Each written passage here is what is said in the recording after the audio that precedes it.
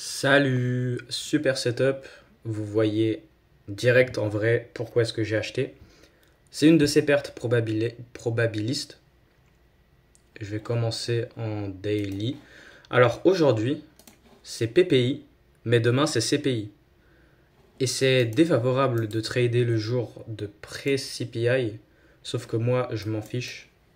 Moi je m'autorise à le trader, mais uniquement si mon asset up est présent. Parce que, en vrai, de vrai, je vais pas ne pas le prendre alors qu'il se forme, juste parce que c'est pré-CPI.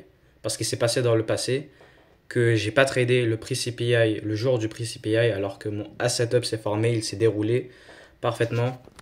Là, peut-être c'est un petit peu moins bien, mais alors.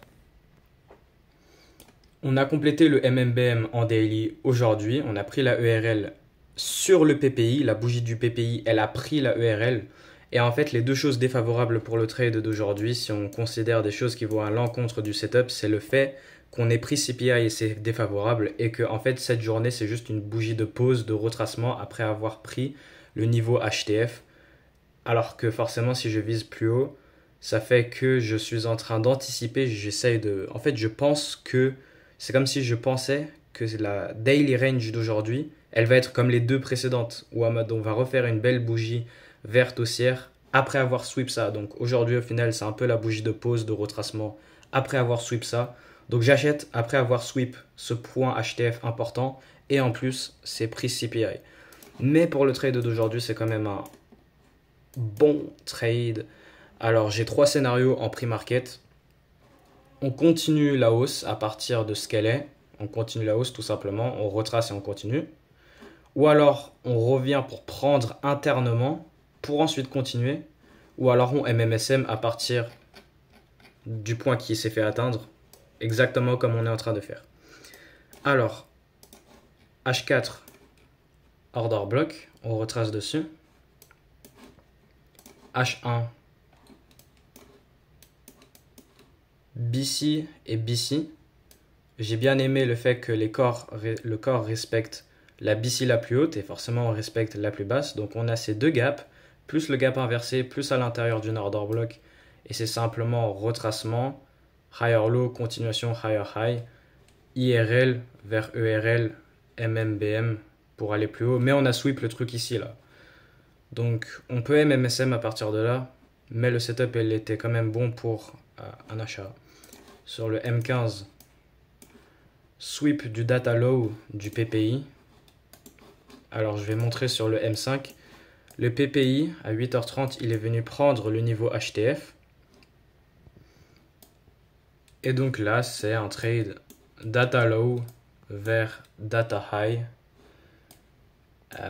Et là voilà, vous voyez très clairement pourquoi est-ce que j'ai buy.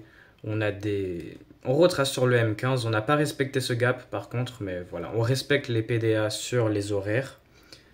Ensuite, on forme. Attendez une seconde. On forme de la SMT divergence avec le S&P qui est lui venu manipuler les data lows alors que sur le S&P 500 on ne vient pas le faire, on reste au-dessus. Donc on a cette manipulation. Et on a de la SMT divergence entre les bas qui continuent à se creuser après avoir pris les data lows entre le S&P 500. Et ensuite ma confirmation c'était l'inversement du mouvement de manipulation qui était donc ça. Et j'ai acheté sur le MSS en 3 minutes. On a eu une pré-indication sur le 1 minute.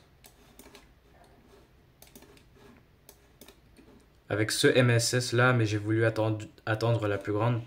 Le mouvement de manipulation, c'est donc ça à ça. On l'a inversé, j'ai acheté sur le MSS M3. M3 et puis on a fait la clôture M5, MSS. Et là voilà, oups. Le prix, il a fait avant-arrière, des conditions de prix CPI, quoi, je pouvais m'y attendre. Et petit à petit, il va au stop loss. Et il continue plus bas pour faire le scénario du MMSM après avoir pris la ERL HTF. Je prévoyais un profil de marché, accumulation,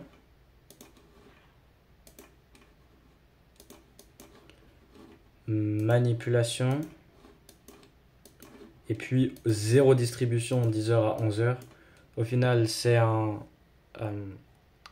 inception mise sur le premier cycle. Donc ici, inception. Et on continue plus bas. Et la session PM, elle continue.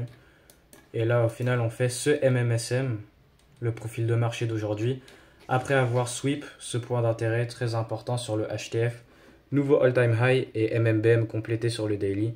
Mais j'ai quand même pris ce trade parce que mon modèle est présent, même si c'est pré-CPI. Et en fait, sur le moment, j'avais oublié que c'était pré-CPI, mais peu importe. Je trade pré-CPI si mon modèle est là. Et quoi d'autre à dire? C'est tout. Ouais, je pense que c'est tout.